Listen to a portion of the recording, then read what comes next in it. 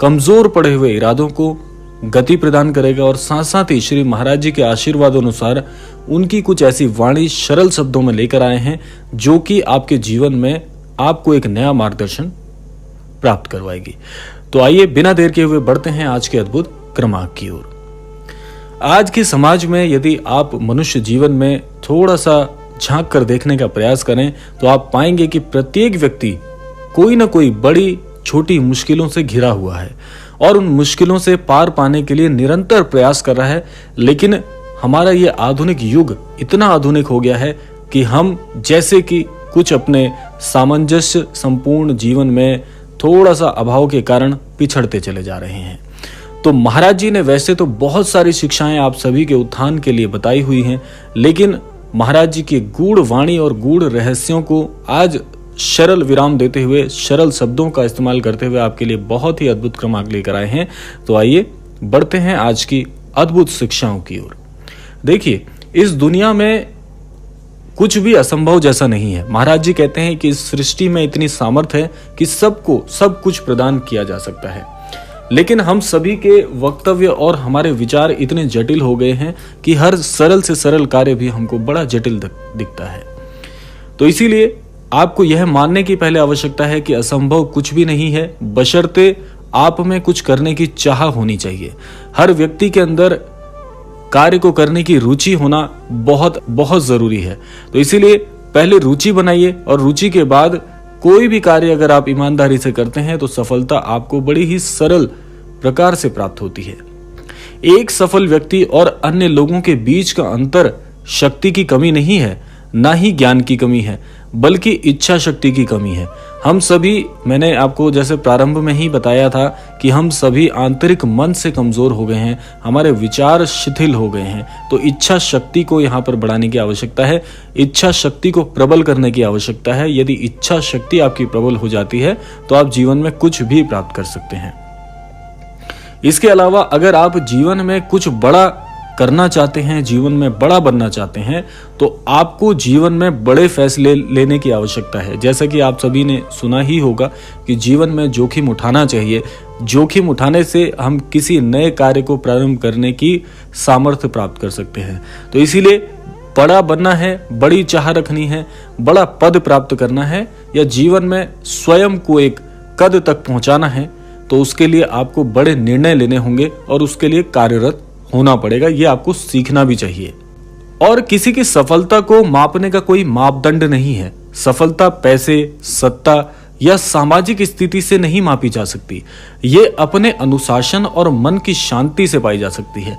जीवन में देखिए, वैसे तो भौतिक संसाधन आप कितने ही जोड़ लीजिए, जीवन की सभी उत्कृष्ट वस्तुओं को प्राप्त करने के बाद भी आपको मन की शांति किसी बाजार में नहीं मिल सकती। इसलिए मन की शांति को ही इस सृष्टि का सबसे बड़ा संतोषजनक स्थिति बताया गया है। तो इसीलिए शांति खोजिए, ना कि उत्कृष्ट संसाधन। जीवन में हर किसी की चाह यही होती है।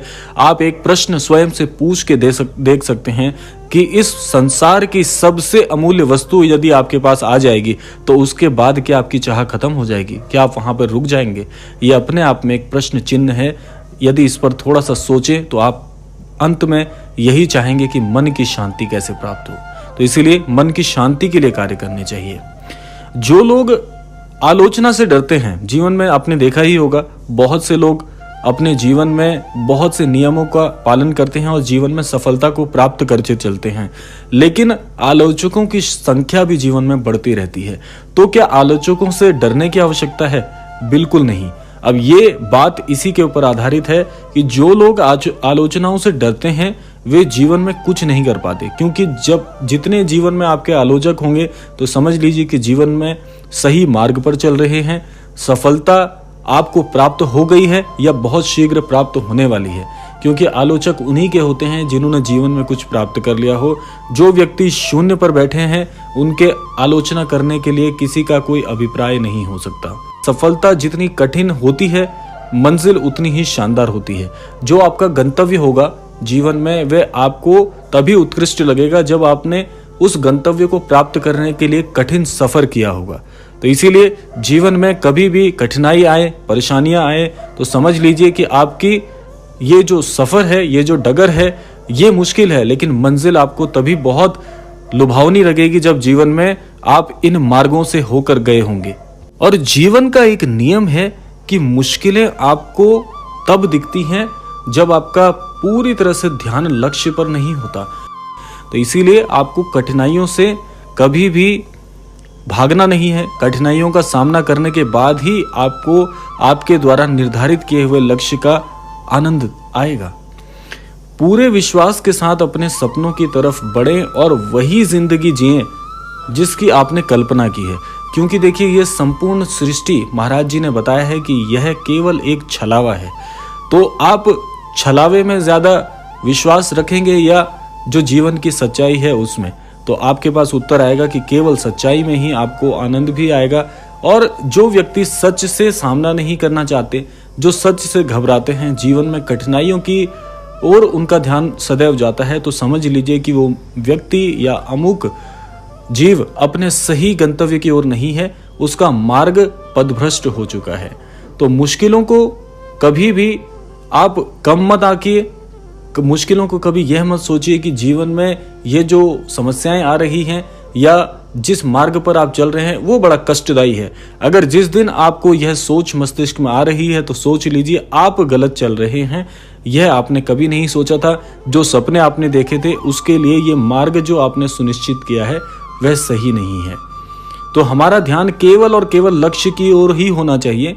मुश्किलें तो आएंगी ही, क्योंकि आपने जो सपने देखे हैं, आपने जीवन में जो अपने लिए सबसे उत्कृष्ट संसाधन सोचे हैं, तो वो तभी आपको आसानी से प्राप्त होंगे जब आप स्वयं उसे आसान देखना प्रारंभ करेंगे।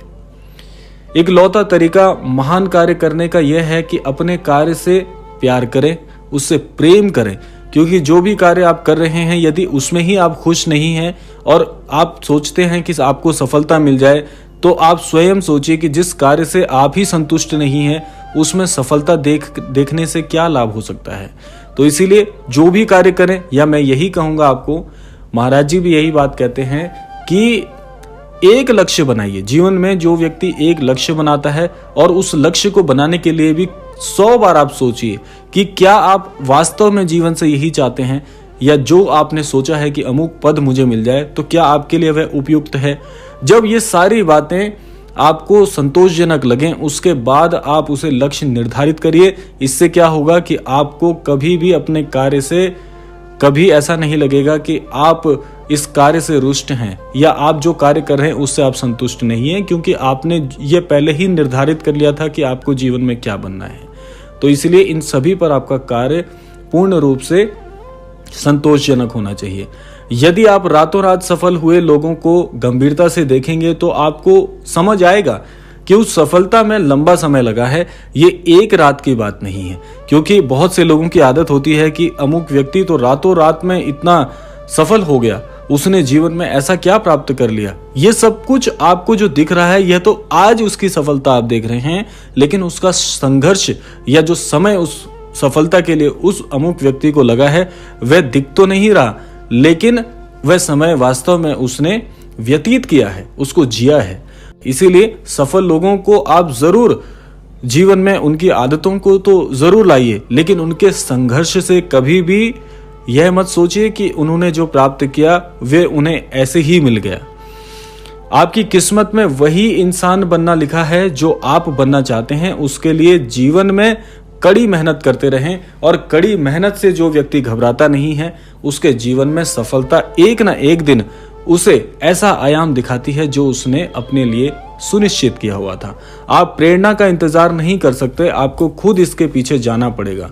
मेहनत के सिर्फ जो आयाम होते हैं, उच्च आयाम, वे उन्हीं को प्राप्त होते हैं जो उस मेहनत के लिए सच्चे हकदार होते हैं। महानता कभी ना गिरने में बल्कि हर बार गिरकर उठ जाने में होती है। यही जीवन का सबसे सच्चा नियम है।